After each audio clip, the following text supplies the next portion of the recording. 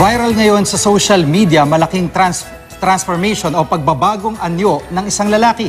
Hinahangaan ng netizens ang kaniyang kwento na nag-ugat daw sa pagiging biktima ng bullying. Narito ang ating Papa-Good Vibes.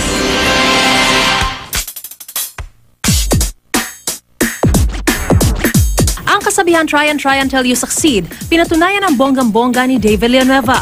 Viral siya sa social media. Paano ba naman matindi ang transformation ni Kuya? From these looks hanggang sa maging...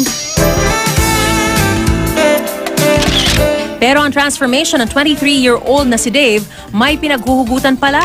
Before po nag-start ako magtrabaho, nagtinda po muna ako sa palengke. Doon po nag-umpisa yung mga pambubuli. Ang hirap sa pakiramdam na lagi ka na lang binubuli sa school, sa work. Iba yung tingin ng tao sa'yo. Todo kayo daw noon si Dave at hindi na inisip ang sarili dahil siya nagpapaaral sa kanyang mga kapatid. Kaya si Dave nagpursige para makamit ang inaasam-asam na transformation. Sinimulan niya sa paggamit ng beauty soap. Nag-enroll sa gym para ma-achieve ang fit na pangangatawan.